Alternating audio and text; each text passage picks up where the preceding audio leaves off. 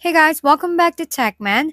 Today, let me show you how to fix can't change date of birth on TikTok. In this quick tutorial, let's go over how to fix the issue of not being able to change your date of birth on TikTok.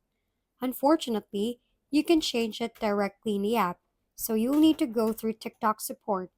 Open TikTok, go to Settings and Privacy, then scroll down to the Help Center and select Chat with Us. Request an age change and follow the prompts for editing your date of birth. You may be asked to confirm your age using verification methods, which can take some time, but TikTok will notify you in your inbox once it's processed.